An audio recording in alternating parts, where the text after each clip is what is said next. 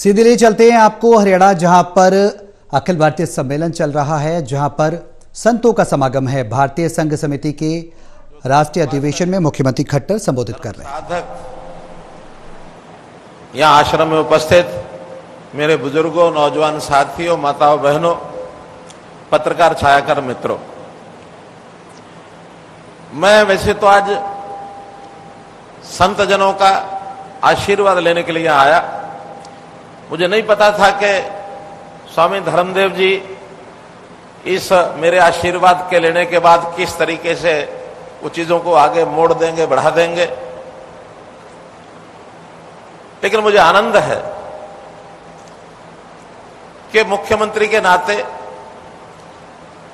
जैसे देश के प्रधानमंत्री जी ने अपने आप को प्रधानमंत्री न कह करके देश का प्रधान सेवक कहा है, मेरी भूमिका उसी प्रकार से हरियाणा प्रदेश के मुख्य सेवक के नाते है। एक व्यवस्था है, लोकतांत्रिक व्यवस्था, जिसमें जनता के द्वारा हर 5 साल में एक शासन चलाने के लिए चुनाव होते हैं, हमारे विधायक होते हैं, हमारे मंत्री बनते हैं, मुख्यमंत्री बनते हैं। एक व्यवस्था है, हमारे संविधान ने दी है। उसके अनुरूप एक दायित्व सौंपा गया है।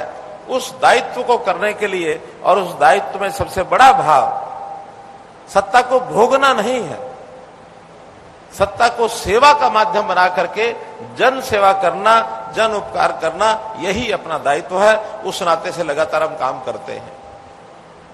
मैं आज अचानक एक ऐसा प्राचीन प्रसंग कभी सुना, मैंने उसको याद कर रहा था कि संत जनों ने मुझे आशीर्वाद दिया, पगड़ी पहना दी। मुझे लगा कि ये कहीं ऐसा तो नहीं कि किसी मुझे भार के नीचे दबना पड़ रहा हो। इतनी बड़ी पगड़ी की, इसकी रक्षा सुरक्षा और संतों द्वारा पहनाई गई, इसको कैसा पूरा कर पाऊंगा अपने दायित्व को। लेकिन साथ ही याद आया कि प्राचीन काल में जब कभी राजा, अब उस समय राजा कहलाते थे, वो भी एक प्रकार की शासन व्यवस्था थी, राज्याभिषेक होता था, तो राज्याभिषेक करते समय ये कहा जाता था कि राजा को कोई दंड नहीं दिया जा सकता, राजा कोई गलती नहीं कर सकता। आज भी पश्चिमी सभ्यता में, इंग्लैंड में ये वाक्य प्रसिद्ध है, king can do no wrong.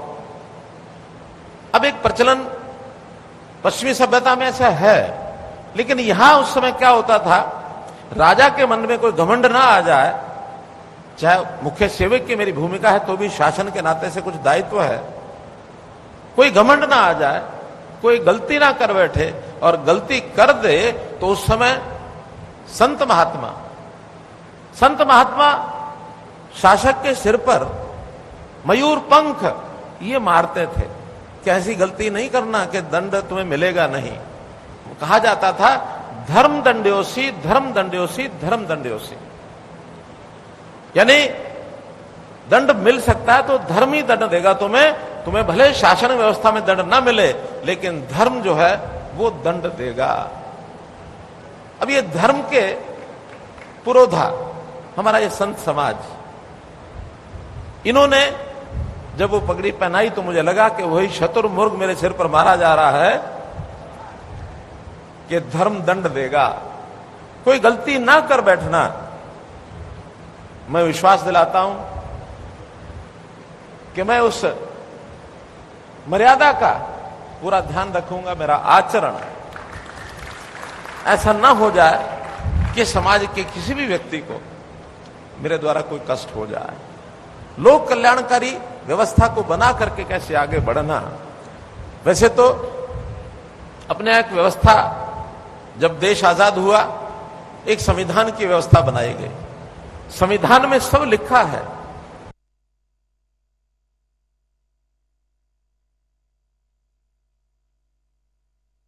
और हम तो ऐसा मानते हैं कि वो शासन व्यवस्था की गीता है, संविधान गीता है। और संविधान बनाने वालों ने केवल ऐसे ही जो मन में आया वो लिख दिया, ऐसा नहीं है। धर्म आधारित जितने विचार थे वही सब उसमें प्रकट किए गए संविधान में। आज तो संविधान की प्रति में ऐसा नहीं मिलता, लेकिन जिन लोगों ने पहली प्रति, मूल प्रति या उस समय जो कुछ प्रतियां छपी थी उसकी प्रति कभी देखने को मिल जाए तो हर एक पन्ने पर महाभारत काल के वो दृश्य, गीता उपदेश के कुछ घटनाक्रम, ये उसके अंदर चित्र छपे हुए हैं। हर पेज में कुछ लिखा है, नीचे एक चित्र छपा है। अर्थात गीता को भी यानी ध्यान रखना है और शासन जो है वो धर्म आधारित होना है, ये उसमें से निकलता था। लेकिन देश की व्यवस्था में जैसे स्वामी अविचल दास जी महाराज ने कुछ ओस और इंगित किया है कि यहां एक वोट बैंक के नाते समाज के कुछ एक वर्ग ऐसा भी था, कुछ वर्ग ऐसे हैं जिनकी मैं कहूंगा कि उनको लुभावने नारे दे करके तुष्टीकरण की नीति के माध्यम से वो नाराज ना हो जाए, कैसे उनको राजी रखा जाए, और इस संविधान के शब्दों को उलट पुलट करके उसका अर्थ का अनर्थ भी कर दिया। एक शब्द उसमें लिखा है सेकुलर। सेकुलर का अर्थ क्या बना दिया? धर्मनिरपेक्षता, जो एकदम गलत है। संविधान शासन व्यवस्था धर्म निरपेक्ष नहीं हो सकती, वो धर्म सापेक्ष ही होगी, धर्म पर आधारित होगी। धर्म करने योग्य धार्यति, धर्म कोई ऐसी गलत चीज नहीं है। हां, अगर शब्द का ठीक उल्लेख कुछ लेखाकारों ने किया है, जिन्होंने उल्लेख किया कि ये सेकुलर का अर्थ लगाना चाहिए पंथ निरपेक्ष। पंथ निरपेक्ष तो स्वीकार कर सकते हैं कि किसी पंथ की विचारधारा के हिसाब से ये संविधान या ये देश का शासन व्यवस्था ये नहीं चलेगी। वो अलग अलग पंथों के हिसाब से उनके अपने कुछ विचार हो सकते हैं, लेकिन धर्म तो एक ही है। धर्म जीवन के आचरण में कुछ बातें धारण करने योग्य, जो उसको अपने जीवन में उतारने योग्य बातें, वो सब धर्म हैं। और धर्म के कई यानी एक प्रकार से कई जो मनुष्य की अपनी परिस्थिति होती है, मनुष्य क्या भूमिका होती है, उस भूमिका हिसाब से भी धर्म होता है। पिता का अपना धर्म है, पुत्र का अपना धर्म है, पति का अपना धर्म है, पत्नी का अपना धर्म है, विद्यार्थी का अपना धर्म है, सेवक का अपना धर्म है। तो सब धर्म के नाते से एक ड्यूटीज का एक गुच्छा है, ड्यूटीज का एक पुंज है। हमारे कर्तव्य परायणता ये धर्म के आधारित है। तो मैं इस बात को इसलिए कहना चाहता हूं कि उन प्राचीन परंपराओं को बहुत से लोग दरकिनार करके भूलते जा रहे हैं, लेकिन जब हम संत समाज के चरणों में बैठते हैं और जो इनके द्वारा मार्गदर्शन हमको मिलता है, तभी जाकर के दिशा ठीक होती है समाज में हर व्यक्ति की। सरकारों का काम है कि अर्थतंत्र के माध्यम से उसका ठीक उपयोग करना, निर्माण करना, और उस निर्माण में सड़कें हैं, गलियां हैं, नालियां हैं, अस्पताल हैं, स्कूल हैं, कॉलेज हैं, बड़े बड़े मार्ग हैं, ये सब निर्माण करने का काम है। लेकिन केवल इतना निर्माण करने से समाज नहीं चल सकता। एक बहुत महत्वपूर्ण तरीके का और निर्माण भी है जिसको हमको ध्यान रखना है। वो निर्माण है मनुष्य निर्माण। और ये मनुष्य निर्माण का काम सरकारें इतना ज्यादा नहीं कर सकती जितना हमारा संत समाज कर सकता है। ये विचारों में अच्छे विचारों को प्राप्त करना, गलत विचारों को छोड़ना, जितना प्रभाव हमारे संत समाज का हो सकता है वो किसी राजनीतिक नेता का नहीं हो सकता है। माता पिता, एक शरीर का निर्माण हो जाता है माता पिता की कृपा से, लेकिन शरीर निर्माण के बाद वो शरीर बाद में बड़े होने के बाद एक अच्छा नागरिक बनने के लिए उसको बहुत चीजें चाहिए, संस्कार चाहिए। केवल उसको अक्षरी ज्ञान से ही व्यक्ति निर्माण हो जाता है ऐसा नहीं है। व्यक्ति निर्माण के लिए सदाचार की भावना सिखानी है, उपदेश देना है, उसको कुछ ना कुछ संस्कार देना है। तो ये काम समाज के अच्छे वातावरण से बनता है या फिर संतों के सानिध्य में बनता है। तो इसलिए मैं तो ये कामना करूंगा कि तालमेल बैठा रहे।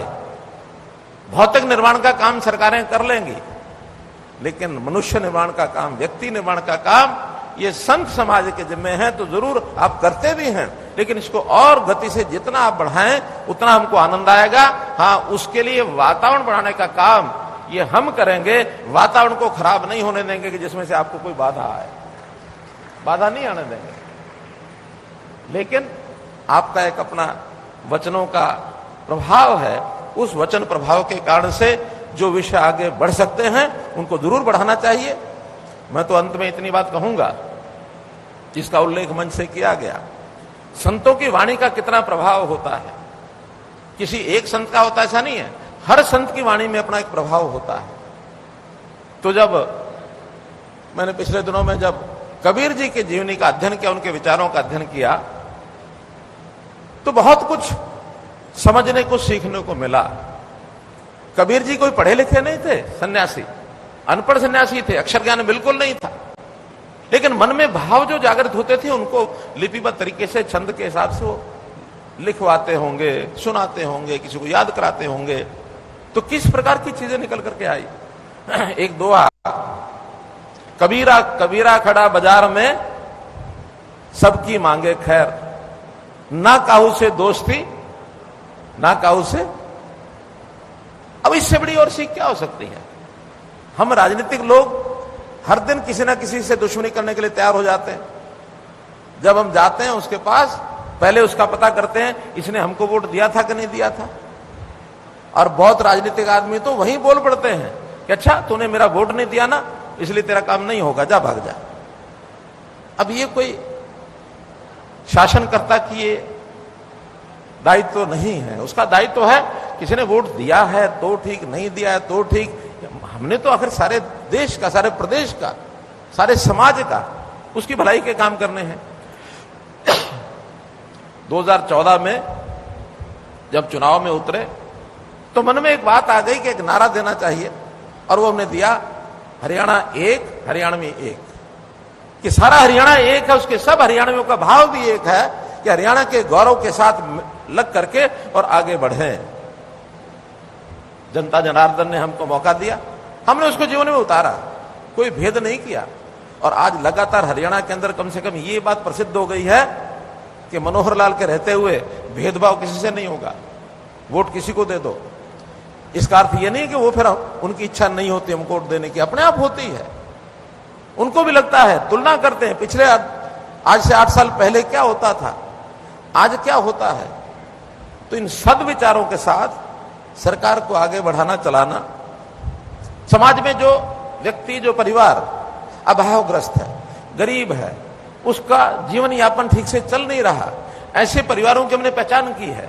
और पहचान करके सबसे पहला अधिकार उनका बनता है, चिन्हित करके बुला बुला करके सरकार की योजनाओं का लाभ सबसे पहले उनको देते हैं।